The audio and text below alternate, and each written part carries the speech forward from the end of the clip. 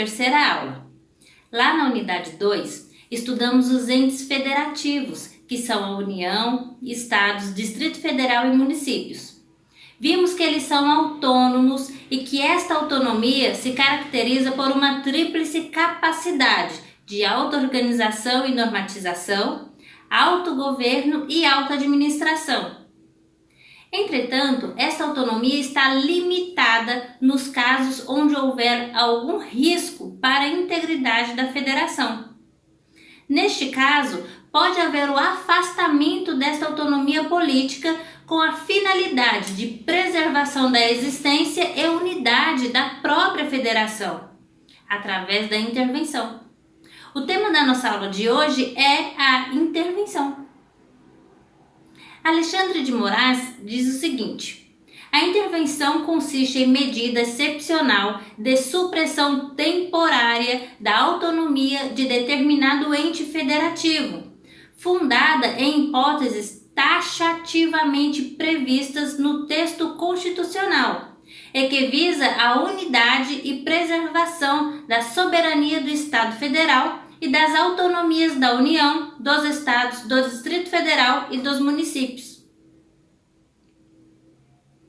Em regra, a União intervém nos Estados-membros e no Distrito Federal mediante decreto do Presidente da República, enquanto os Estados intervêm nos municípios integrantes do seu território mediante decreto dos governadores do respectivo Estado.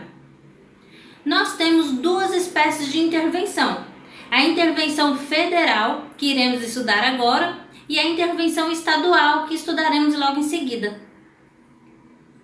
A intervenção federal está regulada no artigo 34 da Constituição. Esta intervenção pode ser espontânea ou provocada. Ela é espontânea em 3 situações: para manter a integridade nacional, para assegurar a ordem pública e para defender a finança pública. Nestes casos, o presidente da República age de ofício, sem provocação. Ele, por si próprio e sem qualquer pedido, decreta a intervenção. A segunda hipótese é quando o presidente é provocado, ou seja, recebe o pedido, analisa e, se concordar, decreta a intervenção. Há casos, porém, que o presidente é requisitado pelo Supremo Tribunal Federal. Neste caso, não cabe a ele concordar ou não, mas apenas formalizar o decreto. Esta situação ocorre quando o Procurador-Geral da República, o PGR, promove junto ao Supremo Tribunal Federal a ação de executoriedade de lei federal ou ação declaratória de inconstitucionalidade interventiva. Se o STF julgar procedente a ação, ele irá requisitar ao presidente da República para que ele promova o decreto interventivo. Estas duas situações estão no artigo 34, incisos 6 e 7 da Constituição. Além da hipótese do presidente da República decretar de ofício e das ações promovidas pelo Procurador-Geral da República, outros órgãos podem solicitar ao presidente a intervenção no Estado ou município. Mas nessas hipóteses trata-se apenas de um pedido. É permitido ao presidente não reconhecer tal necessidade. Então, temos como legitimados o Poder Legislativo, Executivo e Judiciário dos Estados ou Distrito Federal. Os poderes legislativo, através das Assembleias Legislativas ou das Câmaras Legislativas, e o Executivo, através do governador do Estado ou do Distrito. Eles poderão solicitar a intervenção na hipótese descrita no artigo 34, inciso 4, ou seja, quando este poder estiver sofrendo algum tipo de coação no exercício de suas funções. O Poder Judiciário também se inclui nessa hipótese, mas no caso dele, ele fará a solicitação ao Supremo Tribunal Federal, que, se considerar cabível, requisitará ao presidente a decretação da intervenção. Neste caso em questão, o pedido deverá ser cumprido pelo presidente, pois trata-se de uma requisição do Supremo Tribunal Federal. Temos ainda as hipóteses dos TJs estaduais, mediante pedido de intervenção ao STF, e também o STF, STJ e TSE, mediante requisição ao presidente da República, todos com fundamento no artigo 34, inciso 6, segunda parte, ou seja, para promover a execução de sua própria ordem ou decisão judicial. Ao STF cabe ainda a requisição de intervenção federal nos casos de descumprimento de decisões de outros órgãos judiciais, que são Justiça Federal, Justiça Estadual, Justiça do Trabalho e a Justiça Militar. O decreto presidencial que formaliza a intervenção tem que trazer no seu texto a amplitude, o prazo e as condições de execução dessa intervenção e, conforme o caso, nomear o interventor. E uma vez que os motivos que levaram à intervenção não existam mais, então a intervenção será cessada e as autoridades que haviam sido afastadas do seu cargo poderão retornar se não houver algum outro impedimento legal para isto. Leiam depois o artigo 36, inciso 4, parágrafos 1º e 4º da Constituição.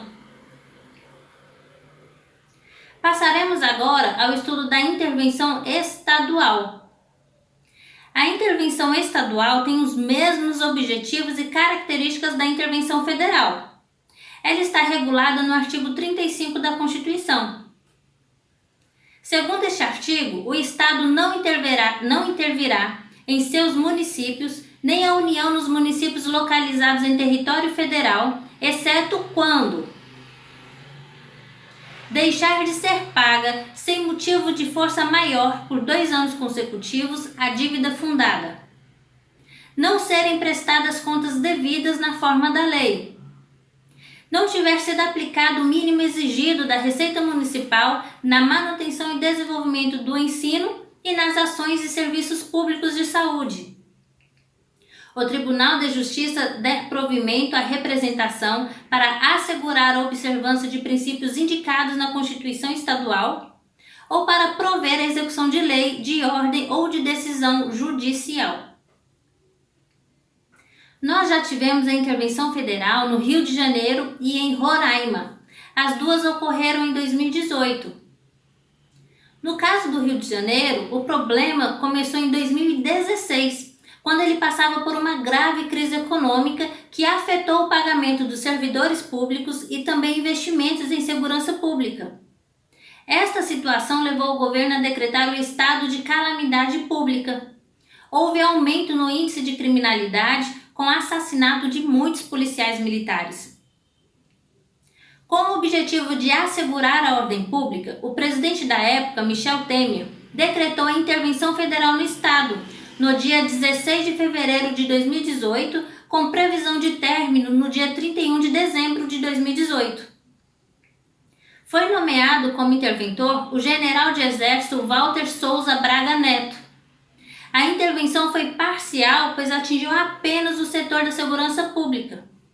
O interventor assumiu o comando da Polícia Militar do Rio de Janeiro, da Polícia Civil e do Corpo de Bombeiros, e respondia diretamente ao presidente da República. A intervenção federal em Roraima ocorreu após uma greve entre agentes penitenciários e policiais civis, manifestação dos familiares dos policiais militares que bloquearam o acesso ao batalhão e protesto por falta de pagamento dos servidores. A intervenção federal teve início no dia 10 de dezembro de 2018 pelo decreto do presidente Michel Temer. Neste mesmo ano, nós tivemos eleição para governador.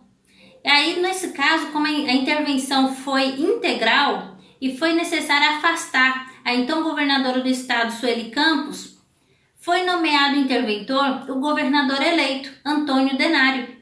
Ele então assumiu a gestão do estado.